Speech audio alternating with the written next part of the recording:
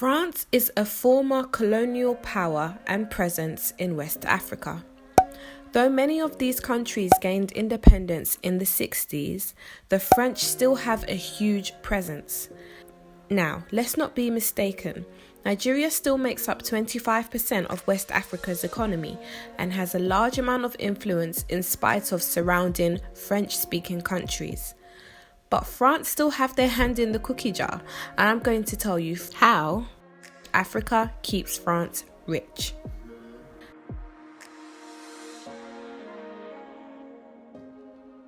When Francophone countries declared themselves independent, it meant the French would have to leave behind all the wealth. In a bid to avoid this, they claimed back money from the infrastructure they say they built during colonization. Now, if you follow me on Instagram, you would remember a post I made about the intention of West Africans to change their currency. This is because the current currency, the CFA franc, gives France access to 12 West African countries and maintains codependence. So the CFA franc was brought into use in 1945 and is guaranteed by the French Treasury, and this opens up a whole lot of benefits for the French. If you are a French-speaking country using this currency, then it is pegged to the euro. You are also obliged to channel 50% of your foreign exchange reserves into the French Treasury. Foreign exchange reserves are important because they can help give aid to a country if they are in crisis or pay off debts. But this is impossible for many West African countries because they only have access to 15% of their reserves per year, and if they request more, the French have the right to veto it. So how does this make the French rich? Well, it is estimated that $500 billion a year of African money is held in French treasury. It's not clear what is done with this money. It has been argued that the French use it to pay off public debt, but they have denied this. In 2019, the West African Monetary Zone have proposed a new currency called ECHO, but arguments for the CFA franc are that it keeps these countries economically stable.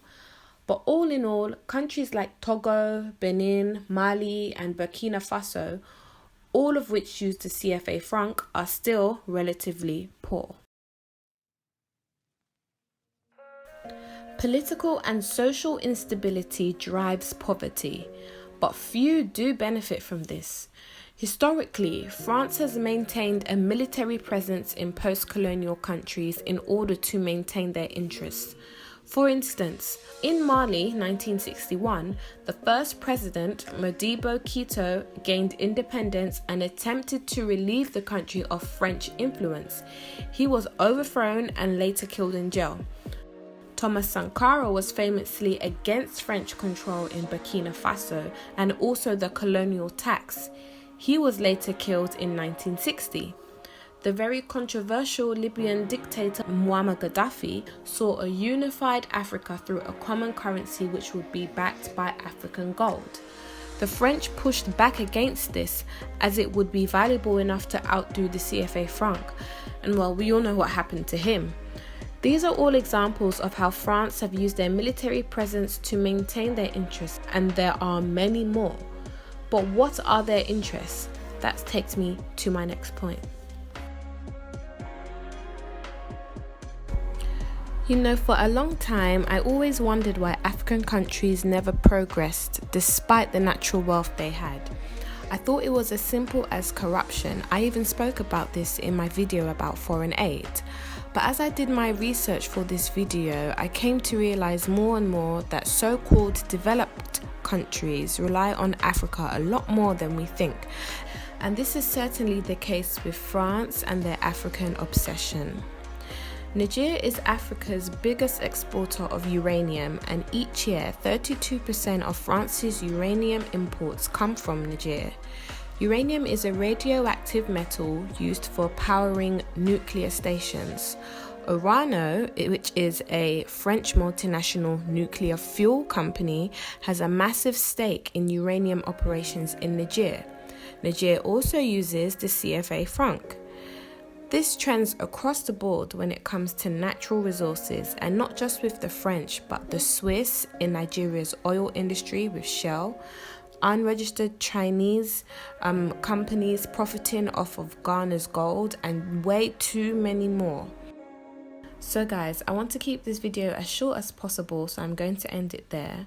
But the poverty that has driven many francophone countries into the ground are not as simple as corrupt leaders and overpopulation. It's backhanded deals, it's carefully constructed chaos, it's assassinations, it's silent corporations. Years of playing the same game to which Africans are discovering there are simply no rules. Thank you for watching. I'll see you in the next video.